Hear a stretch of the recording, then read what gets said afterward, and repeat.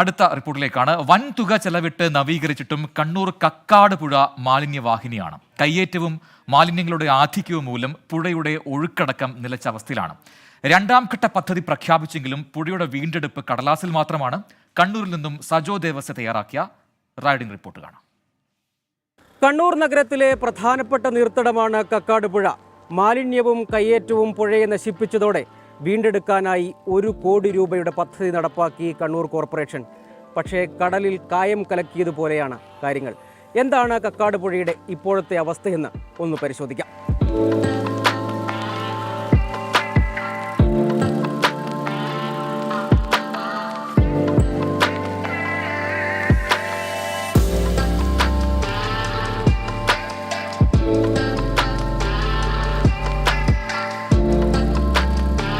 അതിജീവനത്തിനായുള്ള കക്കാട് പുഴയുടെ പോരാട്ടത്തിന് വർഷങ്ങളുടെ പഴക്കമുണ്ട്.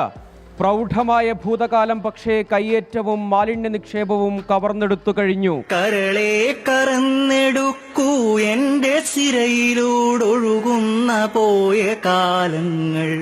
2 വർഷം മുൻപ് 1 കോടി രൂപ വകയിരുത്തിയാണ് കണ്ണൂർ കോർപ്പറേഷൻ പുഴ വീണ്ടെടുക്കാനുള്ള പദ്ധതി ആരംഭിച്ചത്. കാര്യങ്ങൾ പക്ഷേ ഇപ്പോഴും പഴയപടി തന്നെ.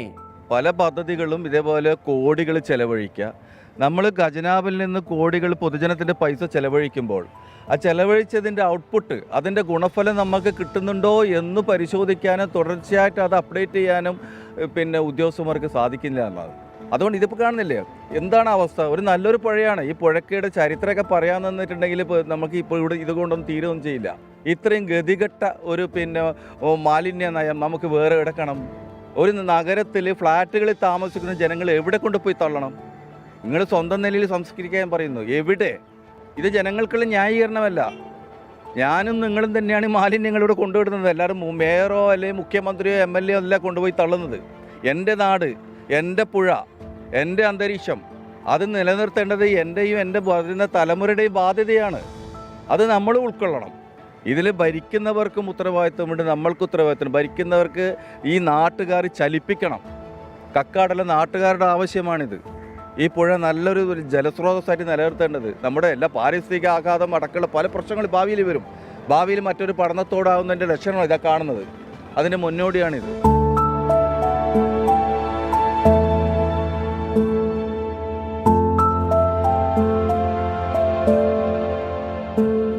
ഒരു കോടിയുടെ 1ാം ഘട്ട നവീകരണത്തിന് പിന്നാലെ 4 കോടി രൂപയുടെ 2ാം ഘട്ട പദ്ധതി വാഗ്ദാനം.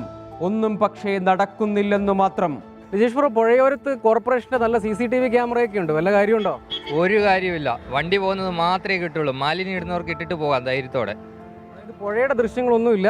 ഈ റോഡിന്റെ ദൃശ്യങ്ങൾ, അത് റോഡിലൂടെ വാഹനങ്ങൾ പോകുന്ന ദൃശ്യങ്ങൾ മാത്രമാണ് ഇതിൽ പതിയുന്നത്. അതാണ് CCTV ക്യാമറയുടെ അവസ്ഥ.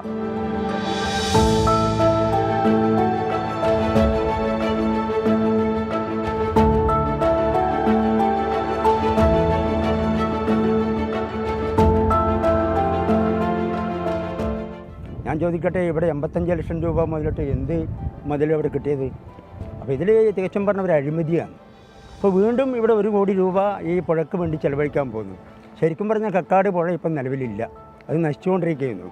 കാട്ടാമ്പള്ളി ഡാം തുറന്നു കഴിഞ്ഞാൽ അവിടെ നിന്ന് വെള്ളം വരും, അല്ലാതെ ഒരിക്കലും കക്കാട് പുഴയിലേക്ക് വെള്ളം വരാൻ സാധ്യതയില്ല.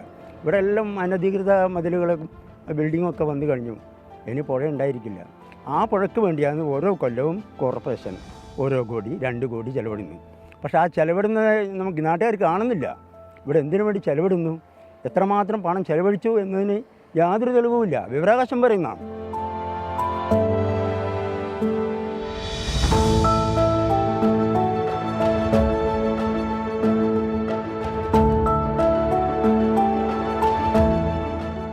കാലാകാലങ്ങളിൽ വൻതുക ഇങ്ങനെ ചിലവഴിക്കും. ഫലരഹിതമാണെന്ന് മാത്രം. ശാസ്ത്രീയ ആസൂത്രണമോ ദീർഘവീക്ഷണമോ ഇല്ലെന്നത് പ്രകടം. മിഥുൻ ചാത്തോത്തിനൊപ്പം സജോ ദേവസ്യ, 24 കണ്ണൂർ.